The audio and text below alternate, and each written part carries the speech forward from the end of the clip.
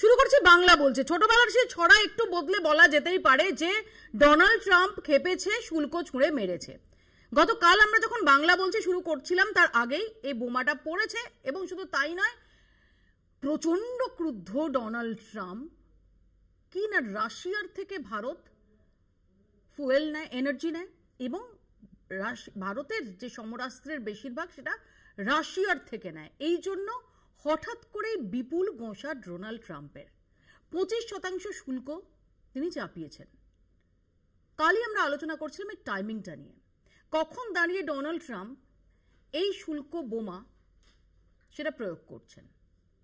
যখন আমরা দেখতে পাচ্ছি যে টানা গত 2.5 মাস ধরে তিনি দাবি করেই চলেছেন যে ভারত পাকিস্তান যুদ্ধবিরতি তিনিই করেছেন, তার অবদান রয়েছে। আর এই দেশে ক্রমাগত বিরোধীদের চাপের মুখে পড়ে অবশেষে সংসদে মুখ খুলেছেন প্রধানমন্ত্রী নরেন্দ্র মোদী। ডোনাল্ড ট্রাম্পের নাম উচ্চারণ করেননি, তিনি ঘুরিয়ে বলছেন যে মার্কিন ভাইস প্রেসিডেন্টের ফোন তার কাছে এসেছিল 9 তারিখ। তিনি তারপর তাকে কল ব্যাক করেন। তিনি তাকে বলেছিলেন যে কথা মার্কিন ভাইস প্রেসিডেন্ট বলেছিলেন যে পাকিস্তান বড় হামলার পরিকল্পনা করছে, সেটাতে কর্ণপাত না করে তিনি পাল্টা বুঝিয়ে দিয়েছিলেন যে যদি পাকিস্তান সেই রকম কিছু করতে চায়, সেই ইচ্ছে তাদের থাকে, তাহলে বড়সড় মূল্য চোকাতে হবে।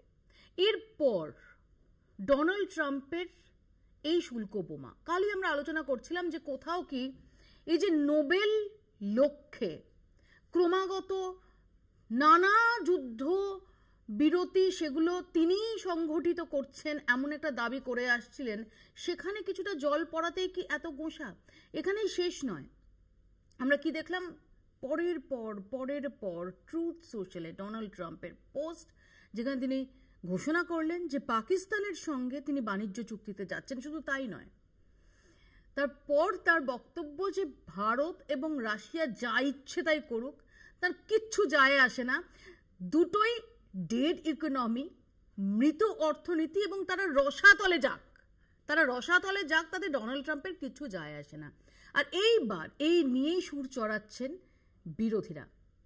তারা প্রশ্ন তুলছেন যে যখন দ্বিতীয়বারের জন্য ডোনাল্ড ট্রাম্প নির্বাচিত হন, তখন সরকার পক্ষে, কেন্দ্রের যারা ক্ষমতায় রয়েছেন, সরকার পক্ষের যে উচ্ছ্বাস যে নরেন্দ্র মোদীর বন্ধু ডোনাল্ড ট্রাম্প তিনি দ্বিতীয়বারের জন্য ক্ষমতায় ফিরছেন, অর্থাৎ গোটা পৃথিবীব্যাপী সমস্ত কিছু ভারতের ফেভারে যাবে, এরকম অনেককেই আমরা গেরুয়া শিবিরের অনেককে এরকম বক্তব্য রাখতে দেখেছি, এরকম পোস্ট করতে দেখেছি। সেইখানে দাঁড়িয়ে এবার দুজনের মধ্যে ফাটল, ডোনাল্ড ট্রাম্পের গোঁসা। এসব নিয়ে আমরা আলোচনা করব, এবং এই 25% শুল্ক আরোপের কি প্রভাব পড়তে পারে ভারতের অর্থনীতিতে, তাই নিয়েও আমরা আলোচনা করব। আমাদের সঙ্গে যারা উপস্থিত রয়েছেন তাদের সঙ্গে পরিচয় করিয়ে দেব। শুরুতে চোখ রাখবো প্রতিবেদনে। মোদি ট্রাম্প বন্ধুত্ব ভ্যানিশ, ট্রাম্পের পাক প্রেম রুষ্ট ভারতে। 11 বছরে বন্ধুত্ব কি চড়া পড়তে শুরু করলো? ভারত পাক সংঘর্ষ বিরতির পর মোদি ট্রাম্প সম্পর্ক কি তলানির পথে? 30 জুলাই বিকেল 5:39 সোশ্যাল মিডিয়া পোস্ট করলেন ডোনাল্ড ট্রাম্প। জানালেন ভারতের ওপর 25% শুল্ক বসাচ্ছে আমেরিকা। রাশিয়া থেকে তেল কেনায় ভারতের ওপর জরিমানা করা হতে পারে বলেও হুঁশিয়ারি দেন মার্কিন প্রেসিডেন্ট। 30 জুলাই বিকেল 5:41 প্রথম পোস্টের 2 মিনিট বাদেই আরও এক পোস্ট, সেখানে লেখেন ভারতের সঙ্গে বিশাল বাণিজ্য ঘাটতি। 30 জুলাই রাত 8:29 রাত 8:29 ভারত জানায় কৃষকদের স্বার্থ রক্ষা করবে দিল্লি। রাত 10টা চাপে পড়ে প্রতিক্রিয়া দেন ট্রাম্প, লেখেন ভারতের সঙ্গে কথা চলছে, ভারতও শুল্ক হ্রাস করবে। ব্রিক্সের জন্যই ভারতের উপর 25% শুল্ক চাপানো হয়েছে বলেও জানান তিনি। মাঝরাতেই পাকিস্তানের সঙ্গে বাণিজ্য চুক্তির কথা ঘোষণা করেন ট্রাম্প। 31 জুলাই সকাল 9:30 ভারতের ওপর আরও আক্রমণাত্মক হন ট্রাম্প, জানান ভারত রাশিয়া অর্থনীতি মৃত। ফলে বোঝা যাচ্ছে রাশিয়া থেকে দিল্লি তেল কেনায় কিভাবে প্রতিশোধের পথে হাঁটতে চলেছেন ট্রাম্প। শুধু পাক প্রেম দেখানোই নয়, ট্রাম্প বলেছেন ভারত ও রাশিয়ার অর্থনীতি মৃত, চাইলে দুই দেশই আরও অধঃপতনের পথে যেতে পারে। ট্রাম্পের মন্তব্যকে অস্ত্র করে মোদীকে বিঁধেছেন রাহুল ও প্রিয়াঙ্কা গান্ধী। अमेरिका आपको गाली दे रहा है, दूसरी तरफ चाइना आपके पीछे पड़ा हुआ है, तीसरी तरफ जब आप पूरी दुनिया में डेलीगेशन भेजते हैं तो पाकिस्तान को एक भी देश कंडेम नहीं करता है। कैसे चलाने देश को ये लोग? अमेरिका के राष्ट्रपति जी ने क्या कहा है?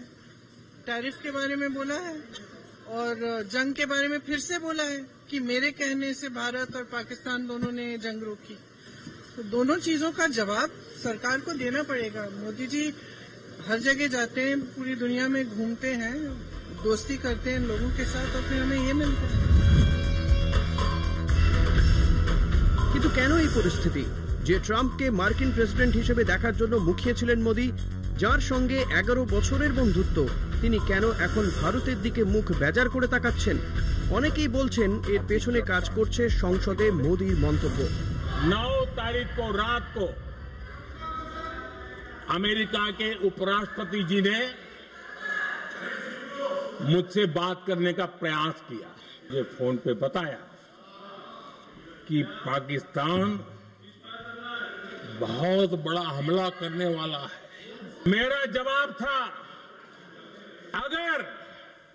अगर पाकिस्तान का ये इरादा है तो उसे बहुत महंगा पड़ेगा। ট্রাম্পের এই ভূমিকা কেন, এ নিয়ে প্রশ্ন করেছে তৃণমূলও। हमारे ऑनरेबल प्राइम मिनिस्टर की साइलेंस यही मानता कि ट्रंप ने ही सीज फायर कराया था और अभी वो टैरिफ के लिए डर रहे थे, अभी टैरिफ भी बढ़ गए। বিরোধীরা বলছেন এটা মোদির শেষের শুরু।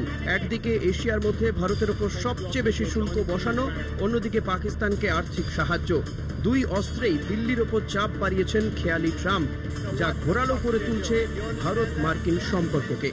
Kolkata TV.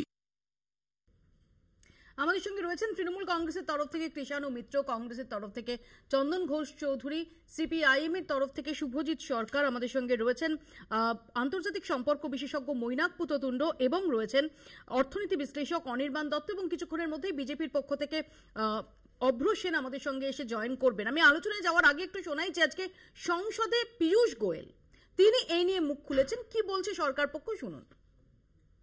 Mr. Chairman, sir,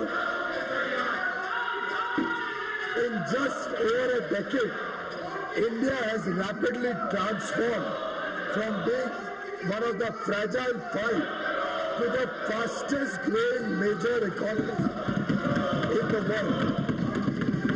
We have risen from the 11th largest economy to one of the top 5 economies, driven by our reforms, hard work of our farmers, MSMEs and entrepreneurs. It is also widely expected that we will become the 3rd largest economy in a few years. Today, international institutions and economists see India as the bright spot in the global economy. India is contributing to almost 16% of global growth.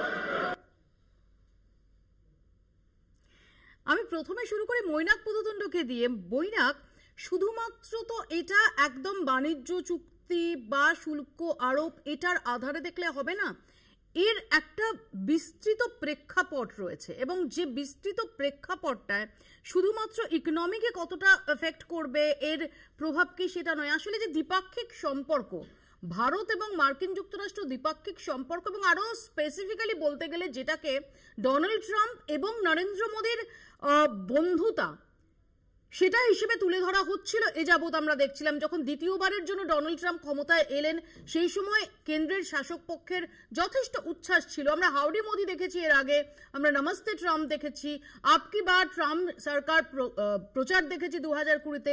হঠাৎ Donald Trump এত রুষ্ট কেন হলেন যে তিনি থামছেন না? তিনি এমনকি বলছেন যে ডেড ইকোনমি ইন্ডিয়া, বলছেন রসাতলে যাক ভারত আর রাশিয়া। এত ক্রুদ্ধ কেন?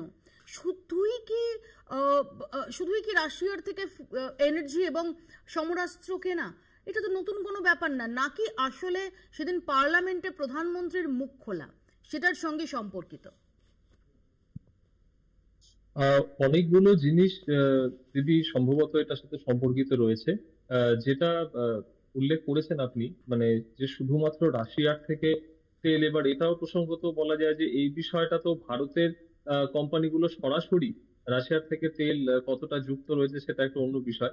তো যাই হোক, এই জিনিসটা হচ্ছে যে রাশিয়ার থেকে আমরা যেটুকু যা তেল কিনি, এটা আমাদের এক্সটার্নাল অ্যাফেয়ার্স মিনিস্টারও বলেছিলেন যে তার থেকে হয়তো একদিনে ইউরোপের, জার্মানির মতো দেশগুলো বেশি কিনছে। তো এইটা মূল বিষয় আসলে তাহলে নয়। আসলে তাহলে মূল বিষয় কোনগুলো রয়েছে? একটা তো অবশ্যই তার ব্যক্তিগত ইগো। ডোনাল্ড ট্রাম্প তার, বিশেষ করে তার এই দ্বিতীয় টার্মে তিনি এতটাই ইগোর দ্বারা ড্রিভেন হচ্ছেন।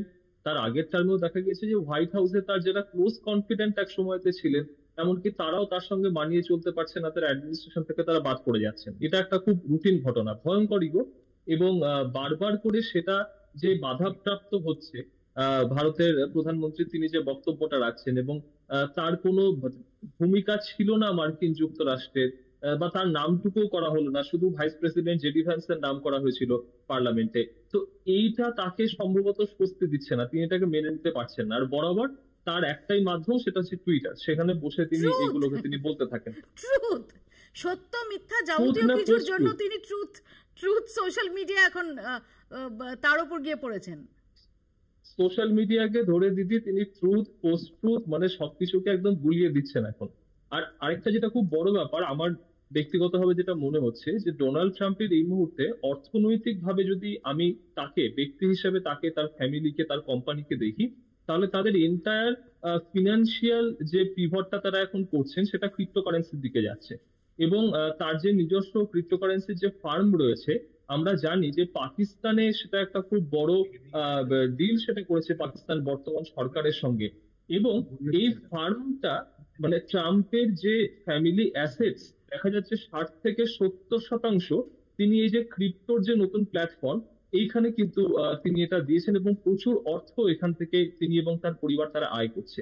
তারা ভারতের যে এখনো অবস্থান রয়েছে ক্রিপ্টোকারেন্সি নিয়ে, এইখানে মানে ভারতে যে পাকিস্তানের মতো তার এই সংস্থাটা ঢুকতে পারছে না, এটাও কি তাহলে তার রাগের আরেকটা খুব বড় কারণ? আমার কিন্তু মনে হচ্ছে আমার এখানে প্রশ্ন যে ডোনাল্ড ট্রাম্পকে, তো যদি আমরা তার যে স্টাইল অফ ফাংশনিং দেখি, তিনি যে উইমসে চলেন, এটা অনেক ক্ষেত্রেই দেখা গেছে। এই যে নোবেল প্রাইজ ফসকে গেল, কারণ তিনি বারবার দাবি করছেন তিনি 5টা, শুধুমাত্র ইন্ডিয়া পাকিস্তান নয়, তিনি 5টা ক্রুশিয়াল যুদ্ধ সেগুলো তিনি থামিয়েছেন। এই নোবেল প্রাইজ আমরা দেখি না যে অনেক সময় পাড়ায় হয়তো বন্ধুর ঝগড়া হচ্ছে, তো বন্ধুর সঙ্গে কথা বন্ধ হয়ে গেলে সেই বন্ধুর যে পড়শি, যার সাথে হয়তো বন্ধুর তেমন ভালো সম্পর্ক নয়, এই বন্ধুকে দেখিয়ে ওই বন্ধুর সঙ্গে ফুচকা খাওয়া, ওই বন্ধুর সঙ্গে আড্ডা দেওয়া, ওই বন্ধুর সঙ্গে ক্রিকেট খেলা। কিন্তু তারপরে পাকিস্তানকে নিয়ে আমরা ভীষণ বিজি ছিলাম, পাকিস্তানের সঙ্গে দুর্দান্ত একটা ডিল হয়েছে, মানে কোথাও সেই রকম একটা ছায়া দেখা যাচ্ছে না। এটা কি শুধুই একটা বালখিল্য আচরণ, নাকি আসলে এর নেপথ্যে ভীষণ সুচিন্তিত একটা ডিপ্লোম্যাটিক এবং অবশ্যই অর্থনৈতিক মুভ রয়েছে? না, বালখিল্য আচরণ এভাবে একেবারেই বলা যায় না। একটা মোটিভ এটার পিছনে রয়েছে, সব থেকে যেটা স্ট্রং মোটিভ যেটা সম্ভবত রয়েছে, সেটা হচ্ছে যে আমাদের যে ডিলটা ইউএস এর সাথে, যে ডিল ইন্ডিয়ার ইঙ্ক করার কথা, সেই ডিলটার এই দিন দুয়েক বাকি রয়েছে। তো একেবারে শেষ পর্যায়ে এসেও কিন্তু ডিল এখনো ফাইনালাইজ করা হচ্ছে না। আমাদের নেগোসিয়েটার এর আগে ওয়াশিংটন থেকে ফিরে চলে এসেছিলেন, এবং আমেরিকার পক্ষে যিনি মূল নেগোসিয়েটার রয়েছেন তিনি মঙ্গলবারে বলছেন যে আমাদের ভালো আলোচনা চলছে, গঠনমূলক আলোচনা চলছে, কিন্তু আরো সময় দরকার। তো এই যে আরো সময় দরকার, এবং ট্রাম্প যে সময় বেঁধে দিয়েছিলেন তার মধ্যে যে ডিলটা করা সম্ভব হচ্ছে না, তাহলে এইখানে ভারতকে প্রেসারে রাখার একটা মারাত্মক প্রচেষ্টা ডোনাল্ড ট্রাম্প কিন্তু করে চলেছেন তারই দাবিগুলোর মাধ্যমে। এই যে 25% ট্যারিফ আমি বাড়িয়ে দেবো, এই কথা তো তিনি এপ্রিলেই বলেছিলেন। তাহলে ডিলটাকে এখন কনক্লুড করা যাতে ইন্ডিয়া করে এবং ট্রাম্পের টার্মসে করে, এইটা করার তার হচ্ছে মূল লক্ষ্য। অনির্বাণ, এই শুল্ক আরোপের জন্য কতটা প্রভাব পড়বে আমাদের উপর? না দেখো, এটা সময় বলবে, কিন্তু আপাতভাবে বলা যায় যে ভারতবর্ষের রপ্তানি বাজার যেটা আমেরিকার সঙ্গে আমাদের রপ্তানি বাণিজ্য হতো, সেটা ক্ষতিগ্রস্ত হবে। এবং এর জন্য কি হবে, রপ্তানিকারক সংস্থাগুলো তারা যেরকম ক্ষতিগ্রস্ত হবে, তাদেরকে সাপোর্ট দেয় যে এমএসএমই বৃহৎ অংশে সেই এমএসএমই গুলো ক্ষতিগ্রস্ত হবে, এবং সর্বোপরি ভারতবর্ষের বিদেশি মুদ্রার ভান্ডার সেটা সংকুচিত হবে, এটা বলাই বাহুল্য। আমরা কয়েকদিন আগে থেকে শুনছিলাম যে ভারতবর্ষ চতুর্থ বৃহত্তম অর্থনীতি হতে চলেছে, এবং সেটা হতে গেলে ভারতবর্ষের জিডিপি যে প্রজেকশন ছিল সেই জিডিপিটা হয়তো কিছুটা ছিল সেটা ক্ষতিগ্রস্ত হবে, তার গ্রোথ পাথ যেটা আমরা এক্সপেক্ট করছিলাম সেটা হয়তো মার্জিনালি ইম্প্যাক্টেড হবে। কিন্তু এটার প্রেক্ষিত কিন্তু অন্যরকম। আমরা অনেক সময় আলোচনা শুনছি মৌপিয়া, কিন্তু আমি বলছি আপনারা সবসময় ক্রনোলজি নিয়ে কথা বলেন, এই ক্রনোলজিতে যদি আপনি জাস্ট 48 ঘন্টা আগে চলে যান, সেই 48 ঘন্টা আগে কিন্তু আমরা দেখেছিলাম আপনাদের টিভির পর্দায় যে রাহুল গান্ধী ভার্সেস নরেন্দ্র মোদী, এবং সেখানে যে জায়গাটা নিষ্পত্তি হয়নি সেটা হচ্ছে নরেন্দ্র মোদী যুদ্ধটা থামিয়েছিলেন ভারত পাকিস্তানের, না আমাদের ডোনাল্ড ট্রাম্প যুদ্ধ থামিয়েছিলেন। সেই জায়গাতে যেহেতু একটা অস্পষ্টতা ছিল, যেহেতু ডোনাল্ড ট্রাম্পের নামটা নেওয়া হয়নি, তার জন্য আমি বলবো যে হঠাৎ করে এই 24 ঘন্টার মধ্যে এই খামখেয়ালিপনার আমি আসবো অনির্বাণ, আমি এই পয়েন্টটাতে আসবো। আমি একটু তোমায় বিরত করছি, একটু টেকনিক্যাল ইস্যু হচ্ছে, আমি তোমায় বিরত করছি, আমি তোমার কাছে আসবো। আমি অব্রোর কাছে আসি। অব্র, হাউডি মোদি, নমস্তে ট্রাম্প, এত সখ্য। এবং আমি যদি এই নভেম্বরে যখন ডোনাল্ড ট্রাম্প দ্বিতীয়বারের জন্য নির্বাচিত হলেন, তারপর যদি গেরুয়া শিবিরের একাধিক নেতার যে আশা, যে উচ্ছ্বাস, আমি বলছি না যে সেটা খুব ভুল ছিল বা কিছু, কিন্তু পরবর্তীকালে যা হচ্ছে আজকে দাঁড়িয়ে তো রীতিমতো ভারতকে ডেড ইকোনমি বলা থেকে শুরু করে কালকের যে পোস্টটা সেটা অত্যন্ত হার্শ ওয়ার্ড, অবনক্সাস ইত্যাদি হার্শ ওয়ার্ড সেখানে ব্যবহার করা হয়েছে। তাহলে ওই হাগ ডিপ্লোমেসি, ওই বন্ধুত্ব, ওই ফোর্স নেমে ডাকা, তার কি ফল? উল্টে তো পাকিস্তানের সঙ্গে ডিলের কথা ঘোষণা করে দিলেন ট্রাম্প। দেখুন, ইন্ডিয়া হচ্ছে এখন পৃথিবীর মধ্যে 4th largest economy. Dead economy বলছে তো, বলতে দিন আমাকে, আমি তো হাফ লাইন বললাম সবে। এবার সেটা যদি কারণ মনে হয় ডেড ইকোনমি, তাহলে এর বাইরে আর কিছু তো বলার থাকতে পারে না। রাহুল গান্ধী তো বলছে যে ডোনাল্ড ট্রাম্প ঠিক বলেছেন। এক্স্যাক্টলি, আমি এটাতেই আসতে যাচ্ছিলাম, থ্যাংক ইউ মৌপিয়াদি। কিন্তু ডোনাল্ড ট্রাম্পের হয়তো মনে হতে পারে এটা ডেড ইকোনমি, সেই নিয়ে যেমনি কিছু বলার থাকতে পারে না। কিন্তু বিরোধী দলের একজন নেতা রাহুল গান্ধী, সে আবার সেম কথা বলছে যে হ্যাঁ ইন্ডিয়া তো ডেড ইকোনমি। তো আমি বলছি একজন ভারতীয়, একজন ভারতবর্ষের এমপি, একজন বিরোধী দলের নেতা, সে আবার সুর মেলাচ্ছে অন্য দেশের আরেকজন রাষ্ট্রনায়ক বা রাষ্ট্রনেতার তালে। এটা কেন? এটা হচ্ছে সবচেয়ে বড় প্রশ্ন। মানে রাহুল গান্ধী বিশ্বের দরবারে ভারতবর্ষকে ছোট করে কি পাবেন, এই প্রশ্নের উত্তর নিশ্চয়ই চন্দনদা এরপরে দেবেন। তো যাই হোক, আমি কটা তথ্য তুলে ধরি। প্রথমত যে এই যে 25% ট্যারিফটা ইম্পোজ করার কথা ইউএস বলেছে, তারপরে অনেকে ভেবেছিল যে হ্যাঁ আমাদের শেয়ার বাজারে এর একটা ধস নামবে, একটা বিশাল ধস নেমে কংগ্রেস আরো লাফালাফি করবে বা কিছু বিরোধী তৃণমূলের মতো তারা আরো লাফালাফি করবে। উল্টে দেখা গেল 250 পয়েন্ট কিন্তু বেড়ে গেছে সেন্সেক্স। তার মানে যারা শেয়ার বাজারে লগ্নি করেন তারাও ব্যাপারটা খুব একটা সিরিয়াসলি নিচ্ছে না। তারাও মনে করছে যে ইন্ডিয়ার ইকোনমি এতটা স্ট্রং যে একটা রাষ্ট্র যদি 25% ট্যারিফও চাপায় তাতেও কিচ্ছু যায় আসে না। আমাদের ইকোনমি যেরকম স্ট্রং হচ্ছে। হ্যাঁ, আর কটা তথ্য দিতে দিন, বন্ধুত্বের ব্যাপারে আসবে। আগে তথ্যগুলো দিয়ে নিয়ে তারপর বন্ধুত্ব, শত্রুতা বা সৌরভ আঙ্কালের সঙ্গে রাহুল গান্ধীর বন্ধুত্ব, এইসব নিয়েও আমি কথা বলবো যদি সময় পাই অবশ্য। দেখুন, আমাদের জিএসটি কালেকশন লাস্ট ইয়ারের ছিল $270 বিলিয়ন, ভেহিকেল সেলস হয়েছে $25 মিলিয়ন, ম্যানুফ্যাকচারিং পিএমআই হচ্ছে 59.2, এক্সপোর্টস। ব্রো আমি একটু বিরত করি, আমি এখনো ভারত তথ্য দেবো না কিছু ইকোনমি নিয়ে বিস্তারিত তথ্য তোমার কাছে চাইছি না। আমার খুব নির্দিষ্ট প্রশ্ন, যে যেখানে তোমরা ডোনাল্ড ট্রাম্পের সঙ্গে নরেন্দ্র মোদীর যে ব্যক্তিগত সখ্যের জায়গাটা, সেটা বাইলেটারাল সম্পর্কে এবং গোটা দেশের জিওপলিটিক্যাল, গোটা বিশ্বের জিওপলিটিক্যাল সিনারিওতে কতটা ইম্পর্টেন্ট, এই প্রচারটা যখন তোমরা করেছো, আজকে কেন সেই ডোনাল্ড ট্রাম্প এরকম ভাবে ভারতকে নিশানা করছে? কেন একের পর এক ট্রুথ বোমা ছুড়ে যাচ্ছে? এই উত্তরটাই, সিম্পল উত্তরটা চাইছি। ওনার ট্রুথ বোমা, আমার কাছে তো বোমা নেই, গুলিও নেই। আমি জাস্ট দুটো তথ্য বলে তারপরে এই বন্ধুত্বের উত্তরই যখন আপনি চাইছেন আমি উত্তরই আসবো। আমাদের ফরেক্স রিজার্ভ হচ্ছে $704 বিলিয়ন, আর সেন্সেক্স নিয়ে তো আমি বলেই দিলাম। আমি বলছি যে ডোনাল্ড ট্রাম্প কেন এরম করছেন, কেন এরম বললেন, এই উত্তরটা আমি দিতে পারি না। আমি তো ডোনাল্ড ট্রাম্প বা ইউএস এর কোনো দলের প্রতিনিধি নই। কিন্তু আমরা ভারতীয়, আমরা ভারতের পক্ষে, আমাদের দল ভারতীয় জনতা পার্টি। হ্যাঁ বলছি দলের মুখপাত্র কখনো না না না না না না ব্যাপারটা বুঝতে হবে আপনাকে। আমরা ভারতীয় জনতা পার্টি, আমরা কেন্দ্রীয় সরকারে আছি। ডোনাল্ড ট্রাম্পের হয়তো রাগ হয়েছে কেন রাশিয়া থেকে এরা এই জিনিসপত্রগুলো নিচ্ছে, কিন্তু নিচ্ছে তো। তার মানে ডোনাল্ড ট্রাম্পের বন্ধু আমরা বলেও কিন্তু রাশিয়ার থেকে জিনিসপত্রগুলো নিচ্ছিলাম। আমরা কিন্তু আমাদের রাষ্ট্রের হিতেই সবসময় কাজ করেছি। তাতে যদি কারোর খারাপ লেগে থাকে সেটা তো তার ব্যাপার, কিন্তু তাতে তার খারাপ লাগতে পারে, কিন্তু তাতে রাহুল গান্ধীর কি খারাপ লাগছে আমার সেই প্রশ্ন থাকলো। রাহুল গান্ধী ডেট ইকোনমি বলে দেবেন। আমার কাছে আরো বেশি ইম্পর্টেন্ট ব্যাপার যে আজকে মোদিজি ঠিক যেখানে দাঁড়িয়ে আছেন, আমি খুব স্বাভাবিক, কারণ মোদিজি আমি শব্দটা ব্যবহার করলাম এই কারণে যে আমরা বিয়ার হাক, তুমি হাক বললে আমি বললাম বিয়ার হাক, মানে আরো বেশি উচ্ছ্বাসে এই বিয়ার হাক পলিটিক্সটা দেখেছি। কিন্তু বিয়ার হাক পলিটিক্সের মধ্যে আমাদের দেশের মানুষ কিন্তু একটা সময় বিজেপি ছাড়াও স্বাভাবিকভাবে মানুষ কিন্তু অনেক বেশি আশ্বস্ত হয়েছিল, সম্ভবত একটা রিলেশনশিপ তৈরি হচ্ছে। এই রিলেশনশিপটা যে এইভাবে ডিচ হবে, এটা কিন্তু শুধু মোদিজির ক্ষেত্রে আঘাত নয়, বিজেপির ক্ষেত্রে আঘাত নয়, আমাদের ক্ষেত্রেও আঘাত। কারণ এই ডেড ইকোনমির যে প্রশ্নটা তুলেছেন, আজকে বিরোধী দলনেতা হিসেবে রাহুল গান্ধী এই প্রশ্নটা তুলেছেন। আচ্ছা স্পেসিফিক 5টা পয়েন্ট বলেছেন, তুমি আমাকে একটা পয়েন্ট বলো যে পয়েন্টটাতে উনি ভুল বলেছেন। মানে আমি কেন বলি ডেড ইকোনমি বলবার পিছনে ওনার একটা কারণ আছে, তুমি শুধু রাজনৈতিক কারণ নয়, এটা অর্থনৈতিক কারণের প্রশ্ন। তোমাকে যদি আমি প্রথমেই বলি যে রাহুল গান্ধী যেটা বলেছেন ডেড ইকোনমি একদম এখানে আজকে পার্টনারশিপের প্রসঙ্গ আসছে, ধরো আদানির সাথে পার্টনারশিপ, এই প্রসঙ্গটা যখন আসছে তার সাথে সাথে উনি 5টা পয়েন্ট বলেছেন।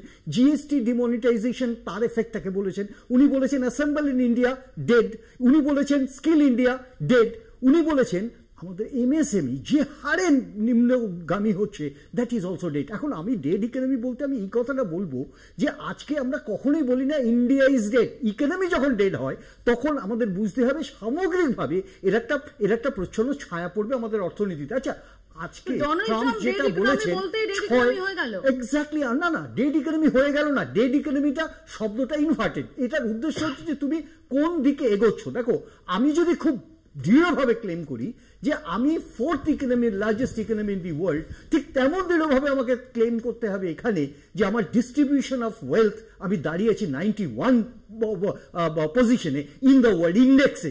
তো আমার এখানে আমি ডেড ইকোনমি বলছি, আমি কোথায় আমাকে পৌঁছতে হবে সাধারণ। আমি আসবো এই প্রসঙ্গে আলোচনা, কৃষাণু এবং শুভজিতের কাছে আসবো, তার আগে আমাকে একটা ব্রেক নিতে হচ্ছে। একটা ব্রেকের পর ফিরছি, দেখতে থাকুন বাংলা বলছে। ফিরে এলাম বিরতির পর, আপনারা দেখছেন বাংলা বলছে। আমি কৃষাণুর কাছে আসবো। কৃষাণু, দেখো প্রথম কথা হচ্ছে যে আজকে যে কথাগুলো নিয়ে আমরা আলোচনা করছি, ডোনাল্ড ট্রাম্পের বক্তব্য বা ভারতের কূটনৈতিক সম্পর্কের যে আমরা ফল দেখছি, যেগুলো সর্বৈবভাবে নেগেটিভে যাচ্ছে। আমার নেতা অভিষেক বন্দ্যোপাধ্যায় গত 16ই জুন এই মর্মে টুইট করেছিলেন, উনি এই সব কটা পয়েন্ট তুলেছিলেন। আমার নেত্রী গত 21শে জুলাই সভামঞ্চ থেকে এই কথাগুলোই, এই প্রশ্নগুলোই করেছিলেন। এখন আমার প্রশ্ন হচ্ছে, যতটা আমি বুঝেছি বা এখনও তোমার প্রতিবেদনে বা এক্সপার্টদের কথাতে বুঝলাম, মানে ট্রাম্প আমাদেরকে চাবুক মারছে, তার কোনো ইন্টারেস্ট হতে পারে, যেটা একজন বললেন এখানে, তার ফ্যামিলি অ্যাসেট, ক্রিপ্টোকারেন্সি সব বললেন। এখন বিষয়টা হচ্ছে যে এটাকে প্রতিহত করার জন্যে যদি আমরা কি পদক্ষেপ নিয়েছি, বা ট্রাম্পের সামনে তার নাম ধরে বলছি না কেন যে আপনি মিথ্যে কথা বলছেন, আমেরিকার মার্কিন যুক্তরাষ্ট্র রাষ্ট্রপতি আপনি মিথ্যে কথা বলছেন, এটা যার বলার কথা, তিনি কিছু বছর আগে আমরা শুনেছিলাম তার মুখ থেকে কি my friend Donald Trump, India's friend Donald Trump, মানে তিনি শুধু ব্যক্তিগতভাবে তার বন্ধু না, তিনি তার ভারতের বন্ধু অভিহিত করছেন তাকে। তো আজকে যখন এই বিপর্যয়টা হচ্ছে কেন, আজকে এই প্রশ্নটাই তো অভিষেক বন্দ্যোপাধ্যায় বা রাহুল গান্ধীরা করেছেন যে আপনি সরাসরি দাঁড়িয়ে নাম নিয়ে বলুন, কিন্তু তিনি সেই সাহসটা জোগাতে পারছেন না। কেন জোগাতে পারছেন না? এখানে আদানির প্রসঙ্গ উঠে এলো। আচ্ছা আদানির প্রসঙ্গ যেই কারণে, তার মানে তার তলানিটা কি, মানে আর কি কি এই বাধ্যবাধকতা আছে, সেই বাধ্যবাধকতার কি একটা রূপ এই এসআইআর? তার জন্যই কি মহারাষ্ট্রতে 1 মাসে 1 কোটি ভোটারকে অযাচিতভাবে ভোটার লিস্টে ঢুকিয়ে দেওয়া হয়, এবং ভারত জুড়ে এই বাঙালি খেদাও, বাঙালিকে চিহ্নিত করে তাকে অপ্রাসঙ্গিক করে তোলো, তার দিকে দাগিয়ে দাও। আমরা বাংলা বলছি একাধিকবার করেছি, কিন্তু আজকে আমি তাই বলছি, আমি ওই ইস্যুটাই বলছি যে এর তলানিটা কি। আচ্ছা এই মোদি, ডোনাল্ড ট্রাম্প তো আমাদের শাস্তি দিচ্ছে, তাই তো বুঝলাম। তাহলে যদি ট্যারিফ যুক্ত করে 25% ট্যারিফ লাগিয়ে যদি শাস্তি দেওয়া যায়, আমরা বাংলাদেশকে কেন দিচ্ছি না? বাংলাদেশে তো হিন্দু সংঘার হচ্ছে, হিন্দুদের উপর অত্যাচার হচ্ছে, আমরা তাকে শত্রু রাষ্ট্র বলছি।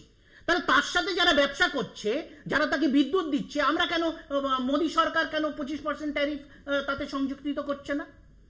তাহলে যদি শত্রুর সাথে এই ব্যবহার, আমরা তো মিত্রর সাথে দেখছি, মিত্র আমার যে যাকে শুভজিতের কাছে আসি। শুভজিৎ, দেখো আমাদের দেশ যতদূর আমি জানি একটা সভারেন স্টেট, মানে একটা সার্বভৌমত্ব। আমি কার সাথে বন্ধুত্ব করব আর কার সাথে শত্রুতা করব সম্পূর্ণ আমার দেশের বিষয়। আমার দেশে যে ক্ষমতায় রয়েছে সে নরেন্দ্র মোদী থাক বা অন্য কেউ থাক, যে রাজনৈতিক দল থাকুক না কেন, আমার ফার্স্ট প্রশ্ন, who is Donald Trump to decide যে আমি কার থেকে তেল কিনবো, কার থেকে কি কিনবো? এই সাহসটা কে দিয়েছে ডোনাল্ড ট্রাম্পকে বলার জন্য? উনি আবার বলছে দাঁড়িয়ে দাঁড়িয়ে, মানে কদিন আগে যে ঘটনাগুলো ঘটলো, ভারত পাকিস্তান একটা সংঘর্ষের পরিস্থিতি, তখন ডোনাল্ড ট্রাম্প বলছে আমি যুদ্ধ থামিয়ে দিয়েছি। উনি যুদ্ধ থামানোর কে? আমার দেশের সরকার, আমার দেশের প্রধানমন্ত্রী, আমার দেশের সেনাবাহিনী, সমরক্ষা যারা দেখভাল করে, তারা এটা বুঝবে। আমরা এই আশঙ্কাটাই করেছিলাম। আমরা প্রথম দিন থেকে বলেছি ডোনাল্ড ট্রাম্প কোনোদিন ভারতবর্ষের বন্ধু হতে পারে না। রেদার বলতে গেলে আমেরিকাতে এতদিন ধরে যেই সরকাররা এসছে, যারা রাজনৈতিক ক্ষমতাকে নিয়ন্ত্রণ করে, আমেরিকার মানুষ আমাদের শত্রু নয়, কিন্তু আমেরিকার সরকারকে যারা নিয়ন্ত্রণ করে তারা কোনোদিন ভারতে ভালো চায়নি। তুমি পাকিস্তানের প্রসঙ্গ তুলছে, কারণ আমরা অতীত ভুলে গেছি। এই বাংলাদেশ পাকিস্তান যখন মানে পরিস্থিতি, লিবারেশন ওয়ার, যখন বাংলাদেশ লিবারেশন ওয়ার হচ্ছে, এই পাকিস্তান যখন নাকি ভারতের বিরুদ্ধে যুদ্ধ করছে, এই আমেরিকাই তো ভারতকে ধ্বংস করার জন্য 7 সিপির পাঠিয়েছিল, পাঠায়নি? ইতিহাস নেই? এই আমেরিকার বন্ধু ছিল পাকিস্তান, সিআইটির মেম্বার ছিল না, south Atlantic treaty organization member ছিল না পাকিস্তান? ডিপ্লোমেসি তো কোথাও থেমে থাকে না। আমি না, তার পরবর্তীকালেও যদি আমার নোশনটা কি, আমি বলছি পরিবর্তনটা কি, নোশনটা কি? আমেরিকার জন্য আমার দেশের লোক করে যাবে, আমার দেশের সরকার করে যাবে, আমেরিকার কি রেসিপ্রোকেট করছে, তারা আমাদের জন্য কি করলো, এটা বুঝতে হবে তো। বারংবার এই জিনিসটা হয়েছে। এবং আরেকটা কথা এখানে গুরুত্বপূর্ণ উঠে আসছে যে আমার ইকোনমি তলানিতে গেছে কি যায়নি। আমার খুব সহজ কথা, ডোনাল্ড ট্রাম্প বলছে বলে ইকোনমি তলানিতে গেছে এরকমটা ব্যাপারটা নয়। খুব সহজ ভাষায় বুঝতে হবে, 1947 সালে $1 ইকুয়াল টু 1 রুপি ছিল। আজকে 2025 সাল, $1 ইকুয়াল টু কত? 87 বা 88 এর কাছাকাছি চলে গেছে। তাহলে ইকোনমি যদি গ্রোথ হয়, ভারত যদি এগিয়ে যায়, সারা পৃথিবীর মানচিত্র যদি বিচার করা হয়, তাহলে তো স্বাভাবিকভাবে ডলারের দাম কমবে আর রুপির দাম বাড়বে। প্রশ্ন অভ্র, শুরুর থেকে আমরা যেটা বলে এসেছি যে আমাদের ডিজিএমও, আমাদের বিদেশ মন্ত্রী, আমাদের প্রতিরক্ষা মন্ত্রী, আমাদের স্বরাষ্ট্রমন্ত্রী এবং আমাদের প্রধানমন্ত্রী যা বলবেন সেটা ডোনাল্ড ট্রাম্প বা ভান্স বা মার্কো রুবিওর থেকে আমরা সেটাতেই বিশ্বাস করছিও। মাই পয়েন্ট ইজ যে এই ট্রেড, যখন প্রথম যুদ্ধবিরতির দাবি করেন ডোনাল্ড ট্রাম্প, তখনও তিনি বলেছিলেন যে দু দেশকে বলে দিচ্ছি ট্রেড দিয়ে দেবো, বাণিজ্য দিয়ে দেবো তোমাদের। ট্রেড, ট্যারিফ এগুলো কিন্তু দুটো বিচ্ছিন্ন শব্দ নয়। এবং এই যে টাইমিংটা, যে যখন পরশু দাঁড়িয়ে প্রধানমন্ত্রী বুঝিয়ে দিচ্ছেন অন্তত যে মার্কিন প্রেসিডেন্টের এই দাবিটাকে তিনি এন্ডোর্স করেন না, সরাসরি নাম না করলেও তিনি বলছেন, সংসদে পার্লামেন্টকে অ্যাড্রেস করছেন, তারপরে ডোনাল্ড ট্রাম্পের এই রাগ, তাহলে কি কোথাও এই যে আর্ম টুইস্টিং, সে আর্ম টুইস্টিং এর কেন্দ্রে কি আছে, তার নেপথ্যে কি আছে? সত্যি কোনোভাবে ডোনাল্ড ট্রাম্প কোনো রকম প্রভাব বিস্তারের চেষ্টা করেছিলেন কিনা এই যুদ্ধবিরতি নিয়ে, সে প্রশ্ন তো থাকবেই। সত্যি তো ডোনাল্ড ট্রাম্পের নাম করে তো প্রধানমন্ত্রী বললেন না রাহুল গান্ধীর চ্যালেঞ্জটাকে অ্যাকসেপ্ট করে, যে ডোনাল্ড ট্রাম্প যেটা বলছেন, আমি মিথ্যে কথা বলছেন, এটা ডিপ্লোমেসিতে এরকম ভাবে তো বলা যায় না, আমরা সেটা এক্সপেক্টও করি না। কিন্তু যদি এটা বলতেন যে না, ডোনাল্ড ট্রাম্প যেটা বলছেন, মার্কিন প্রেসিডেন্ট যেটা বলছেন সেটা ঠিক নয়, সেটা তো বললেন না। আপনি যদি রাহুল গান্ধীর কথার এত ইম্পর্টেন্স দেন, দিতে পারেন না। বিরোধী দলনেতা ইম্পর্টেন্স দিতেই হবে। এই রাজ্যে যেমন শুভেন্দু অধিকারীর বক্তব্যে অবশ্যই গুরুত্ব দিই। আমাকে একটু সেন্টেন্সটা শেষ না। এই রাজ্যে শুভেন্দু অধিকারীর নিশ্চয়ই যাওয়া গুরুত্ব দিই। এক্স্যাক্টলি, বিরোধী দলনেতা। আপনি দেন, আপনি দিন, আপনি আরো দিন। আমি বলছি তাহলে ওনার ওই সেন্টেন্সটারও ইম্পর্টেন্স দিন, যেখানে উনি বলেছিলেন একটা মেশিন বানাবেন, একদিক দিয়ে আলু ঢোকাবেন আর অন্য দিক দিয়ে সোনা বের করবেন। না না, এটা রাহুল গান্ধী বলেছে, আমি ভিডিও চালিয়ে দেবো, এটা ভালো ভিডিও চালিয়ে দেবো। তা আমার বক্তব্য হচ্ছে সেটা চ্যালেঞ্জ হিসাবে নেওয়ার দরকার ছিল। আচ্ছা বলছি তো রাহুল গান্ধীর নামে আপনার গায়ে লাগছে কেন? কটা এখানে তৃণমূলের কি আর কংগ্রেসের কে কনফিউজড হয়ে যাচ্ছে? কে তৃণমূলের কে কংগ্রেসের বোঝা যাচ্ছে না? পয়েন্টই আমি পয়েন্টই আছে। তুমি যখন বলতে দেবেন কি কথাটা বলো না। হ্যাঁ, কথাটা বলছি তো, পরের বার যখন আপনারা কথা বলো ভালো লাগবে তখন। আমি বলছি তৃণমূলের যেহেতু আমি কংগ্রেসকে বলছিলাম তৃণমূল হঠাৎ করে তিরিং বিরিং করে লাফিয়ে উঠবে নাই বা কেন, ওটাটাই স্বাভাবিক, কারণ তৃণমূলের বক্তব্য তো তাই যে সংসদে কলতলা ঝগড়া করতে হবে। আপনারা তো তাই করেন, তাই আপনাদের এক্সপেকটেশন ভারতীয় জনতা পার্টি কেন্দ্রে ক্ষমতা থেকেও সেটাই করবে। এরকম ভাবে না চলে না আসলে রাষ্ট্রগুলো। আর আপনি আরেকটা সেন্টেন্স বললেন, উনি একটা কথা বলেছেন, আগে উত্তর দিই। উনি বলেছেন যে ভারতবর্ষের ডেড ইকোনমি কেন আপনি পয়েন্টার্স করে করে বলছিলেন। রাহুল গান্ধীর কথাটাই বলছিলেন ইম্পর্টেন্স দিয়ে, সে আপনি দেবেন। আপনি এইটা অস্বীকার করতে পারেন না যে 25 কোটি মানুষ দারিদ্র সীমার উপরে কিন্তু উঠেছে, এটা অস্বীকার করতে পারেন। আর কংগ্রেসের দ্বিতীয় মুখপাত্র কৃষাণু মিত্র উনি বললেন বাংলাদেশ শত্রু স্টেট। আপনি বলুন তো অফিসিয়ালি ভারতবর্ষ বা ভারতবর্ষের কেন্দ্রীয় সরকার কখন বলেছে বাংলাদেশ শত্রু স্টেট? এই হচ্ছে সমস্যা, জানেন তো, সবকিছু না কলতলা ঝগড়া মার্কা করলে হয় না, সবকিছু কলতলা ঝগড়া মার্কা করলে হয় না। আমি বলছি আমরা আজকে একটা খুব সিরিয়াস বিষয় নিয়ে আলোচনা করছি, যারা এমন সব দলের প্রতিনিধিরা এসছে, কংগ্রেসের দুজন বা তৃণমূলের তো দুজন, যারা সবকিছুতেই কলতলা ঝগড়ার লেভেলে ব্যাপারগুলোকে ইন্টারপ্রেট করছেন। এভাবে না বিষয়টা হয় না। তো আপনার প্রশ্নটা কি ছিল এবার বলুন। আমরা কলতলার ঝগড়া শব্দটা একটু আপত্তি আছে, কারণ এক সেকেন্ড এটার মধ্যে এই শব্দটা একটা শ্রেণী বৈষম্য আছে, যেটা কোনো শ্রেণী বৈষম্য নেই, কোনো শ্রেণী বৈষম্য নেই। শ্রেণী বৈষম্য কোনটা আছে বলুন তো? যেখানে কংগ্রেসের একজন প্রতিনিধি অস্বীকার করে যাচ্ছেন যে 25 কোটি মানুষ দারিদ্র সীমার উপরে উঠেছে ভারতবর্ষে, সেটার মধ্যে শ্রেণী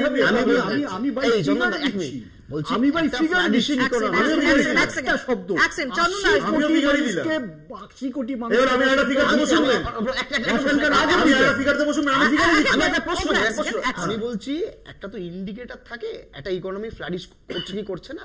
আমি এখানে একটা তথ্য তুললাম যে একটা ডলারের কত কি মানে প্রাইস ছিল 47, একমাত্র ইন্ডেক্স নয়, একমাত্র না, কিন্তু ওয়ান অফ দ্য ইন্ডিকেটরস। তো আমি বলছি যে অবরোধা যে কথাগুলো বলছে, বিজেপি যে কথা বলছে ভারতবর্ষ খুব এগোচ্ছে বা জিডিপি দিয়ে বিচার করছে, তাহলে পার ক্যাপিটা ইনকামও ধরতে হবে, তো আমার হ্যাপিনেস ইন্ডেক্সও ধরতে হবে। তো খালি জিডিপিটা কি, আমার একটা সংখ্যা, যেই দেশের সংখ্যা বেশি, পপুলেশন বেশি, স্বাভাবিকভাবে সেই দেশের জিডিপি কম্পারেটিভলি একটা দেশের যদি পপুলেশন কম হয় তার থেকে বেশি হবে, কারণ এটা টোটাল পপুলেশনের। আমি এই প্রসঙ্গে বিস্তারিত আরো আলোচনায় যাওয়ার আগে আমি অনির্বাণের কাছে যাওয়ার আগে একটু দেখে নেওয়ার চেষ্টা করি যে এই যে ট্যারিফ নিয়ে এত আলোচনা হচ্ছে, এর কি প্রভাব পড়তে পারে দেখুন।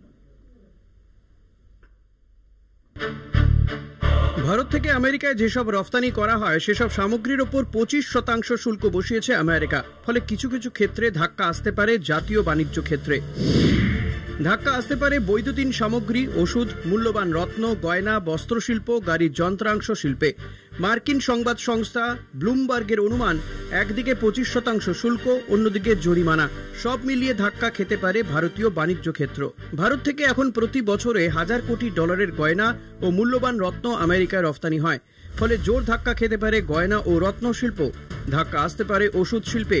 এখন প্রতি বছর $8000 কোটি পেটেন্টহীন ওষুধ ভারত থেকে যায় আমেরিকায়। সেখানকার চিকিৎসকদের প্রেসক্রিপশনে 4টি ওষুধ থাকলে একটি যায় ভারত থেকে। ফলে সমস্যায় পড়তে পারে সান ফার্মা, ডক্টর রেড্ডিস থেকে সিপলার মতো ওষুধ প্রস্তুতকারী সংস্থাগুলি। ধাক্কা আসতে পারে পোশাক ও জুতো শিল্পেও। তবে কেন্দ্রীয় বাণিজ্য মন্ত্রী পীযূষ গোয়েল সংসদে জানান, জাতীয় স্বার্থে সব রকম ব্যবস্থা নেবে কেন্দ্র সরকার। हमारे किसानों, श्रमिकों, एंटरप्रेन्योर्स, उद्यमी, निर्यातकों, सूक्ष्म, लघु और मध्यम उद्योगों और उद्योग जगत के सभी हितधारकों के कल्याण की रक्षा और संवर्धन को सर्वोच्च महत्व देती है। हम अपने राष्ट्रीय हितों को सुरक्षित करने और आगे बढ़ाने के लिए सभी आवश्यक कदम उठाएंगे। আমেরিকার সঙ্গে বাণিজ্য চুক্তি করে এর মধ্যে লাফাতে শুরু করেছে পাকিস্তান। ওই চুক্তিকে ঐতিহাসিক বলছে তারা। অন্যদিকে এশিয়ার মধ্যে ভারতের ওপর সবচেয়ে বেশি শুল্ক জারি করে চাপ দিতে চাইছে আমেরিকা। ভারতের ওপর যেখানে 25% শুল্ক চাপিয়েছে, সেখানে ভিয়েতনামে শুল্ক চাপিয়েছে 20%, ইন্দোনেশিয়ায় 19% আর জাপানের ওপর 15%। দিল্লি মনে করেছিল 15% শুল্ক চাপাতে পারে আমেরিকা, কিন্তু নিজের খামখেয়ালিপনার ওপর নির্ভর করেই বন্ধু মোদির দেশে শুল্কের বোঝা চাপাতে দ্বিধা করলেন না মার্কিন প্রেসিডেন্ট। কলকাতা টিভি। আমি অনির্বাণের কাছে চলে যাব যে অনির্বাণ, এই ট্যারিফ কতটা ক্রুশিয়াল? না, ক্রুশিয়াল তো বটেই, ভারতবর্ষের ক্ষেত্রে ক্রুশিয়াল, কিন্তু একটা কথা মাথায় রাখতে হবে। দেখুন, আমরা ডোনাল্ড ট্রাম্পকে দোষ দিচ্ছি। দেখুন, ডোনাল্ড ট্রাম্পে কে বন্ধু কে শত্রু সেটা উনি ঠিক করবেন, আর আমাদের ভারতবর্ষেও কে বন্ধু হবে কে শত্রু হবে সেটা ভারতবর্ষের প্রধানমন্ত্রী ঠিক করবেন। ভারতবর্ষের এই 140 কোটি লোকের কোনটাতে সুবিধা হবে। একটা কথা মাথায় রাখতে হবে যে উনি 25% যদি ওনার ভারতবর্ষের উপরে চাপান, তাহলে ভারতবর্ষেরও অধিকার আছে 25% কি বা 50% বা 125%।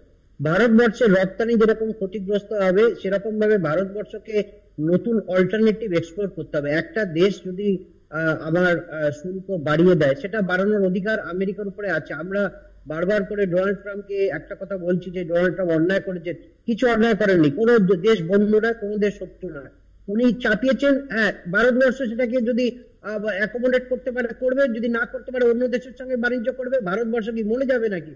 ভারতবর্ষের নিজের একটা দৈনন্দিন একটা বাজার আছে 140 কোটি, এবং এর সঙ্গে সঙ্গে ভারতবর্ষকে এক্সপোর্ট করতে হবে। কিন্তু একটা কথা মাথায় রাখতে হবে, এই নরেন্দ্র মোদী সরকার, তার যে জনগণ, তারা কিন্তু এই সরকারের উপরে ভরসা করে দাঁড়িয়ে আছে যে আজকে 24 ঘন্টা হয়ে যাওয়ার পরেও ভারতবর্ষের প্রধানমন্ত্রীর একটা স্টেটমেন্ট আসা উচিত। দেখুন, 8টা বাজতে চললো, আমি খুব অধীর আগ্রহে বসে আছি যে 8টার সময়টা খুব লাকি টাইম ওনার জন্য। উনি হয়তো এসে বলবেন যে ভাইও আর বেড়ানো, আমরা এই ট্রাম্পের কথায় আমরা নথি স্বীকার করবো না। আমরা রাশিয়া থেকে যেরকম ভাবে তেল কিনছিলাম সেরকমই আমরা তেল কিনবো, বা তেলটা আরো বেশি করে কিনবো।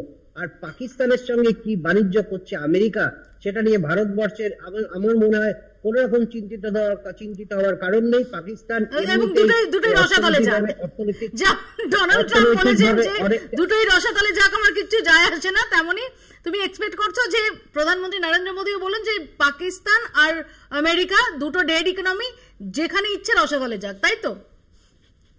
না, আমাদের অর্থনীতিতে আমাদের দেখো, আমরা আমেরিকার উপরে নির্ভরশীল নই। আমেরিকা শক্তিশালী, সামরিকভাবে শক্তিশালী, অর্থনৈতিকভাবে শক্তিশালী, রাজনৈতিকভাবে শক্তিশালী, কিন্তু ট্রাম্পের এই খামখেয়ালি পড়াটাকে আমার মনে হয় এবার কিন্তু একটু সিরিয়াসলি আমাদের সরকারের তরফ থেকে নেওয়া উচিত। এবং আমি একটা জায়গাতে আশাবাদী, আমি আবার বলছি, মৌপিয়া তুমি আর্কাইভ করে রাখো, এই 25% এটা কিন্তু আগামী কয়েকদিনের মধ্যে নেগোসিয়েশন হবে এবং সেটা কিন্তু দ্রুত এটা কমে আসবে, এটাও আমি আশাবাদী এবং কনফিডেন্টলি বলছি। এবং সেই জায়গাতে দাঁড়িয়ে ভারতবর্ষের বাণিজ্য মন্ত্রী পীযূষ গোয়েল, তাকে কিন্তু একটু সদর্থক ভূমিকা নিতে হবে। দেখুন, সেদিন যখন এই রাহুল গান্ধী বনাম নরেন্দ্র মোদীর এই বাদানুবাদ চলছিল, তুমি আর্কাইভ দেখবে, তোমাদের পিসিআর কে বললে হয়তো তারাও এখন দেখাতে পারবে যে প্রধানমন্ত্রী যখন বক্তব্য রাখছেন তখন তার পিছনে বসে কিন্তু এই পীযূষ গোয়েলই মিটি মিটি হাসছিলেন। কিন্তু আজকের দিনে সব থেকে বড় দায়িত্বটা কিন্তু পীযূষ গোয়েলের ঘাড়ে, যে যত তাড়াতাড়ি সম্ভব এই বাণিজ্য চুক্তিটাকে শেষ করতে হবে এবং এই নেগোসিয়েশন ডিপ্লোমেসিতে চলতে থাকবে, এবং আগামী দিনে যাতে এই 25%টা কমে যায়, যাতে এই যে $10 কোটি প্রায় ভারতবর্ষের অর্থনীতি আপনার জেম অ্যান্ড জুয়েলারিতে আছে $8 কোটি বিলিয়ন $, ফার্মাসিউটিক্যালস কোম্পানির একটা বাজার আছে আমেরিকাতে, সেই জায়গাগুলো, সেই কোম্পানিগুলো যাতে ক্ষতিগ্রস্ত না হয়, কারণ সেই সব কোম্পানির সঙ্গে জড়িত রয়েছে বহু সংখ্যক মানুষ, এবং তাদেরকে যে সাপোর্ট দিচ্ছে এত সংখ্যক এমএসএমই, এবং সেই এমএসএমই গুলোতে যত লোক আছে তারা যাতে আগামী দিনে কর্মহারা না হয়ে যান, তাদের যাতে দৈনন্দিন রুটি রুজির সংগ্রামটা আরো কঠিন না হয়। আমি অনির্বাণদার বক্তব্য শুনলাম, অনেক কথাই উনি খুব ভালো বলেছেন। খালি অনির্বাণদাকে বলবো যে অনির্বাণদা, আপনি সারাদিন মিডিয়া না দেখতে পারেন, কিন্তু মৌপিয়া নন্দী নামক একজন খুব নামজাদা জার্নালিস্ট আছে, তার ফেসবুক পেজটা ফলো করুন। উনি 22 ঘন্টা আগে আমাদের গভর্নমেন্টের কি স্টেটমেন্ট, সেটা রাত 8:30, হ্যাঁ দাঁড়ান, আচ্ছা, নরেন্দ্র মোদী কি গভর্নমেন্টের বাইরে? মৌপিয়াদি আপনি নিজে পোস্ট করেছেন ট্রাম্পের শুক্ল আরোপ নিয়ে ভারতের প্রতিক্রিয়া লিখে আপনি পোস্ট করেছেন ফেসবুকে। অনির্বাণদা, আপনি মৌপিয়াদির পেজটা খালি ফলো করুন, কে কখন স্টেটমেন্ট দিচ্ছে আপনার জানা হয়ে যাবে। আর আরেকটা কথা বলি, আমার ভাই শুভজিৎ, অনির্বাণদা আমি মাঝখানে বলিনি, আমি চুপচাপ শুনেছি, প্লিজ অনির্বাণদা।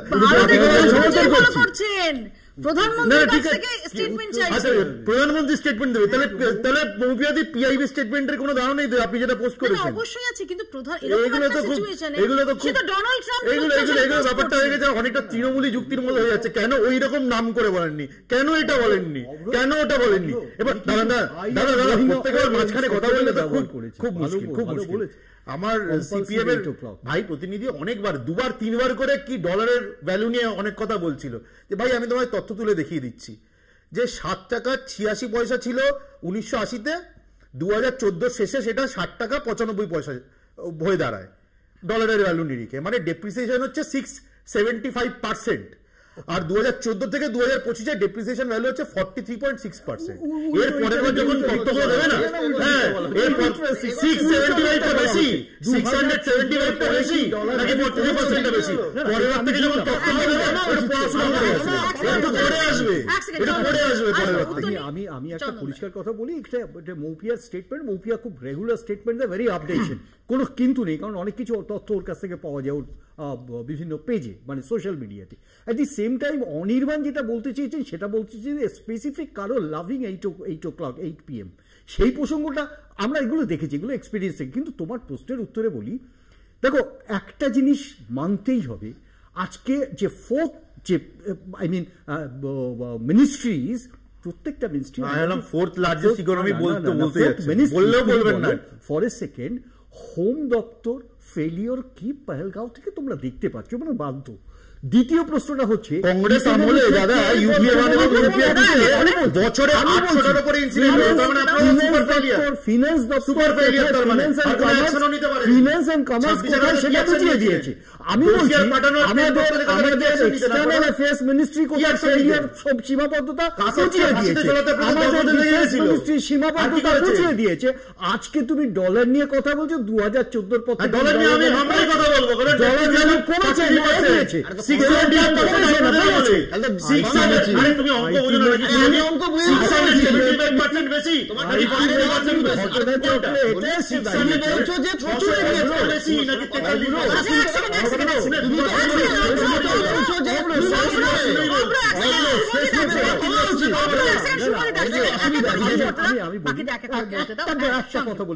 আমি এখানে বিশেষ কিছু বললাম, আমি শুধু একটা স্টেটমেন্ট করলাম।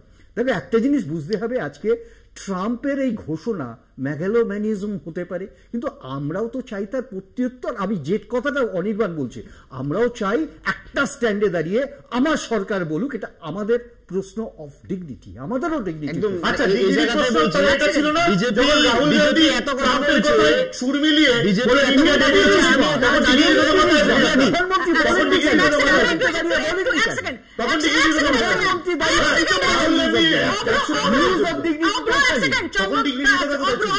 দিল থামতে হবে। আমার কৃষাণুর কাছে প্রশ্ন যে, কিন্তু কৃষাণু আমরা যদি দেখি, যখন আমাদের গ্লোবাল আউটরিচ মিশন চলছে, all party global outreach mission, যার অন্যতম সদস্য ছিলেন তৃণমূল কংগ্রেস সাধারণ সম্পাদক অভিষেক বন্দ্যোপাধ্যায়, তিনিও একাধিক দেশে, জাপান, ইন্দোনেশিয়ার মতো একাধিক দেশে গিয়ে তিনি বলেছেন যে এই যে পহেলগাঁও অ্যাটাকের লক্ষ্যই ছিল যে এই যে দ্রুত গতিতে এগিয়ে চলা ভারতের যে ইকোনমি, যেটা ফোর্থ লার্জেস্ট ইকোনমির পথে, এবং যেখানে পাকিস্তানের উল্টো দিকে ইকোনমি একদম ক্রমশ তার অধঃপতন হচ্ছে, সেইটাকে কোথাও সেটাকে বেসামাল করা।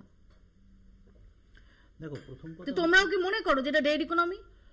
প্রথম কথা হচ্ছে ইকোনমিক তো প্যারামিটার্স আছে, সেটা অ্যালাইভ না ডেড সে তো প্যারামিটার্স বলবে।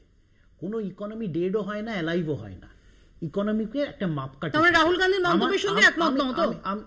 এটা অবান্তর কথা। রাহুল গান্ধী তার মতামত রেখেছে, আমি আমার দলের পক্ষ থেকে মতামত রাখছি। বিষয়টা হলো যে এই মানে ডোনাল্ড ট্রাম্প এবং রাহুল গান্ধীর মতামতের সঙ্গে একমত নও? এক মিনিট অবভিয়াসলি নই। আমার বক্তব্য হচ্ছে যে GDP ranking, global GDP ranking 1947 সালে হতদরিদ্র ভারতবর্ষের একটু জিডিপি র্যাঙ্কিংটা দেখে নাও, 6 নম্বর বা 7 নম্বরে ছিল ভারতবর্ষ। 1947 সাল থেকে 2025-এ আমরা 6 থেকে যদি 4-এ উঠে আসি, আমরা কি তীরটা মারলাম? আমার বক্তব্য হচ্ছে আবার বলছি, কারুর ব্যক্তিগত মতামত থাকতেই পারে। আমার বক্তব্য হচ্ছে যে গ্লোবাল র্যাঙ্কে আজকে পারচেজিং পাওয়ার প্যারিটিতে, জিএসডিপিতে আমরা আজকে সাব সাহারান আফ্রিকার দেশগুলোর থেকেও নিচে আছি কিছু কিছু প্যারামিটারসে। তো এটাও তো বলতে হবে। শুধু জিডিপিতে আমরা জানি যে ভারতবর্ষের 50% যে আয়, সেটা মুষ্টিমেয় 1% পপুলেশনের হাতে আছে, এটাও বাস্তব। আজকে এটাই তো বলা হচ্ছে, আমার পকেটে বা সাধারণ মানুষের পকেটে কত টাকা আছে, সাধারণ গৃহিণী তার রান্নাঘরে কতটা ব্যয় করতে পারছে মাসের শেষে, এটা হচ্ছে প্যারামিটার, যেটা একসময় তৎকালীন বিত্তমন্ত্রী যশবন্ত সিং বলেছিলেন। তো আমি এখানে একটা জাস্ট বলে দিই, আজকে এই যে ডোনাল্ড ট্রাম্পের নিয়ে যে আমাদের মূল্যায়নের পরিবর্তন, আমরা তো কেউ পরিবর্তন করিনি। আমরা ডোনাল্ড ট্রাম্পের দ্বিতীয়বার রাষ্ট্রপতি হওয়াতে কোনো উচ্ছ্বাস প্রকাশ করিনি, আমাদের তার থেকে কোনো প্রত্যাশাও ছিল না। আমরা জানি সে তার দেশের হয়ে কাজ করবে। এই যে তার জন্য হোমযজ্ঞ করা, তাকে নিয়ে বড় বড় ফেসবুক পোস্ট করা, তাকে ভারতের বন্ধু হিসেবে অভিহিত করা, এটা তো প্রধানমন্ত্রী, তার ডাউনস্ট্রিম বিজেপির মুখপাত্র সবাই করেছেন। আমি এখন পোস্টগুলো দেখিয়ে দেবো, আমি এখন সেই বক্তব্য 6 নভেম্বর 2024 দেখিয়ে দেবো। এই স্টুডিওতে কি বক্তব্য রাখা হয়েছিল সেটাও শুনিয়ে দিতে পারে। অবরোধা বলছে বিজেপি, আমরা বিজেপি, তাই তো? এই বিজেপির লোকেরাই তো উচ্ছ্বাস প্রকাশ করেছে, আরে হোমযজ্ঞ করেছে। একদম, আমি বলছি বারবার একটা কথা, যে আমরা বারংবার বলছি, আমরা তো এখানে প্রধানমন্ত্রী নরেন্দ্র মোদী যদি ট্রাম্পের ভৎসনা করে, এই ট্রাম্পের এই কথা যদি ভৎসনা করে, আমরা তো বলছি পাশে দাঁড়াবো।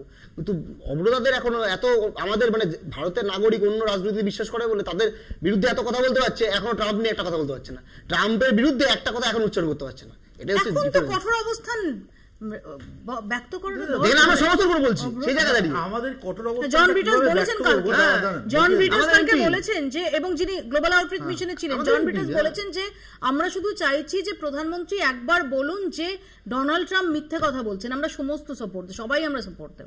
পার্লামেন্টে দাঁড়িয়ে রাহুল গান্ধী বলেছে, সেটা কি কম অর্থবহ কিছু ছিল? আমি আপনাকে প্রশ্ন করছি। না, বিরোধীরা বলছেন নাম, বিরোধীদের বাজে বকা ছাড়ুন না, আমি আপনাকে প্রশ্ন করছি। বিরোধীরা বাজে বকা,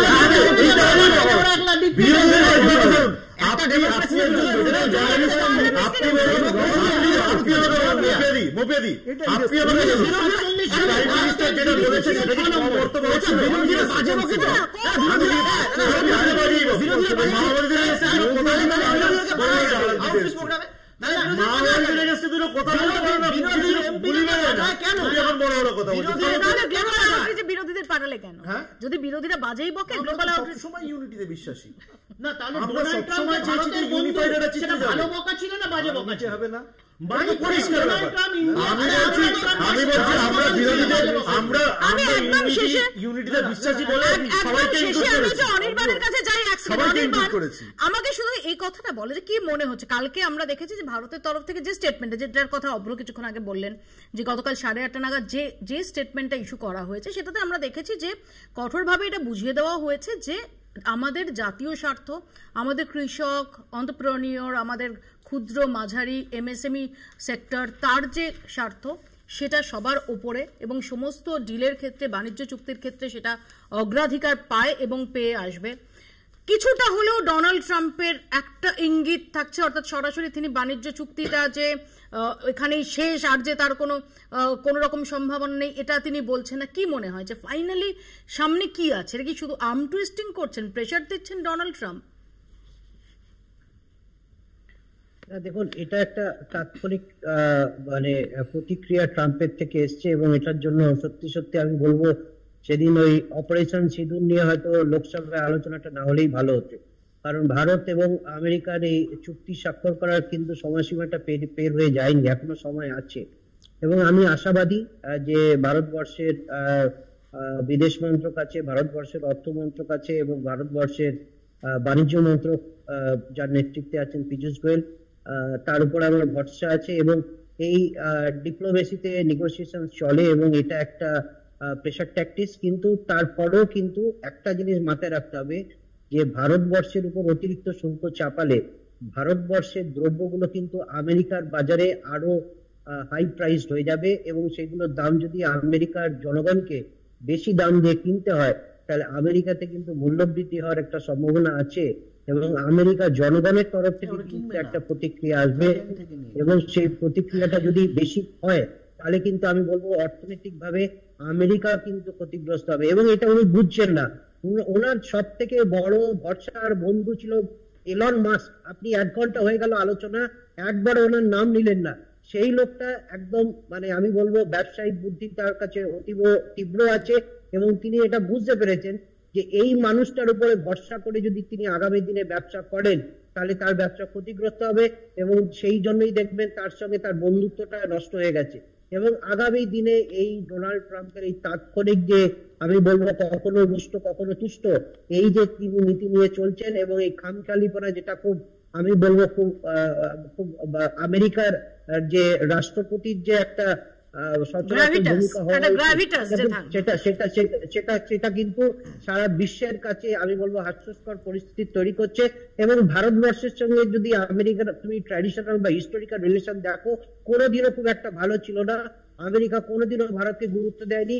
জো বাইডেনের সময় কিছুটা হলেও ভারতবর্ষ একটু গুরুত্ব পেয়েছে, কিন্তু আজকের দিনেও দাঁড়িয়ে আমি বারবার করে বলছি আমরা আমেরিকার থেকে গুরুত্ব আশা করছি না, আমরা আমেরিকার থেকে সম্মান আশা করছি। এবং ভারতবর্ষ নিজের পায়ে দাঁড়িয়ে ব্যবসা করবে, সেটা কোন দেশের সঙ্গে ব্যবসা করবে। একটা স্বাধীন রাষ্ট্রের তার সার্বভৌমত্ব আছে, তার স্বাধীনতা আছে, যে কোন দেশের থেকে তেল কিনবে। সেই জায়গাতে দাঁড়িয়ে ভারতবর্ষ কিন্তু আগামী দিনে যদি মাথা উঁচু করে তার বাণিজ্য সমৃদ্ধির আশা করে, সেক্ষেত্রে ভারতবর্ষের সেটা কৃষাণু মিত্র হোক, চন্দন ঘোষ চৌধুরী হোক, তারা কিন্তু সবাই ওই অভ্রর পাশে থাকবে এবং ভারতবর্ষ আপন গতিতে চতুর্থ বৃহত্তম অর্থনীতির পথে এগিয়ে যাবে। সবাইকে অনেক ধন্যবাদ। আমাদের এখানেই শেষ করতে হবে। অর্থাৎ নোবেল ফসকে যাওয়ার আশঙ্কায় সাময়িক ক্ষোভ, সাময়িক গোঁসা, সেটাই কিনা নাকি এর নেপথ্যে সুচিন্তিত কোনো পরিকল্পনা রয়েছে দীর্ঘমেয়াদী, যার প্রভাব হতে পারে, কোনটা নাকি জাস্ট একটা বিমসের উপর দাঁড়িয়ে একটা তাৎক্ষণিক একটা সিদ্ধান্ত, তার উত্তর হয়তো আগামী কয়েকদিনের মধ্যেই পাওয়া যাবে। আপাতত বাংলা বলছে এখানে শেষ করছি। দেখতে থাকুন কলকাতা।